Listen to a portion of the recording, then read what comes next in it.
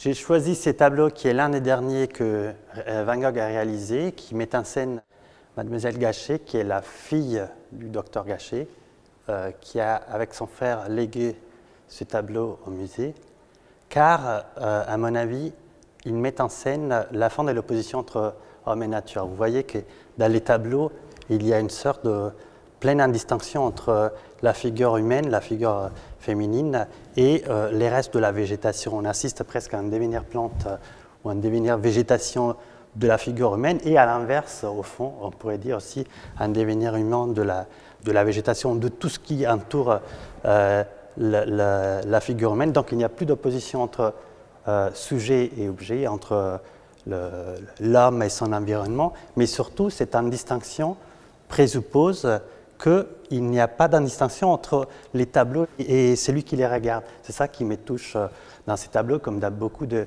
tableaux de Van Gogh, surtout dans sa période terminale. Au fond, on assiste à une espèce d'animation générale du monde qui correspond à un acte des visions, en fait. Les mouvements qui entraînent tout ce qui est dans les tableaux et qui correspond à la matérialité du tableau est le même mouvement qui permet à l'œil de regarder ce qui est en face de lui.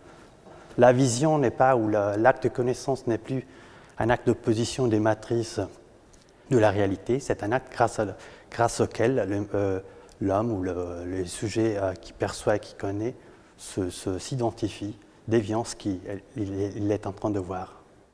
L'autre aspect intéressant du tableau, c'est qu'au fond, la figure humaine est immergée dans un contexte purement végétal qui occupe les 3/4 du tableau, mais les mouvements généraux qui traversent l'ensemble de choses représentées est un mouvement qui est ascendant vers les hauts. Et c'est ça qui me touche aussi beaucoup, car on pourrait dire de fait que les plantes, les espèces végétales vertes sur Terre, ce sont des médiatrices cosmiques qui permettent à la Terre de se relier au ciel et au soleil, qui démontrent au fait à quel point le soleil est central dans notre existence. On sait bien que c'est grâce aux plantes qu'on peut exploiter l'énergie qui vient du soleil et qui est la plus grande source d'énergie pour la vie terrestre. Et c'est grâce à la photosynthèse, c'est-à-dire aux plantes, que cette énergie est convertie en vie, en masse vivante. Ce qui est à retenir du tableau et en général de la réflexion de la nature qui sort de ce tableau, c'est que cette unité du cosmos qui permet à tous de vivre les uns des autres dans un même souffle présuppose une diversification perpétuelle et constante des êtres qui doivent s'y différencier chaque espèce des autres pour pouvoir s'affirmer. C'est ce qu'au fond, on connaît, nous les humains, à travers la sexualité. La sexualité n'est rien d'autre que ça. La duplication, la réplication du vivant peut avoir lieu seulement à travers la différenciation à la fois individuelle et sur une échelle plus longue, à travers la différenciation spécifique. La nature est un temple où de vivants piliers laissent parfois sortir de confuses paroles.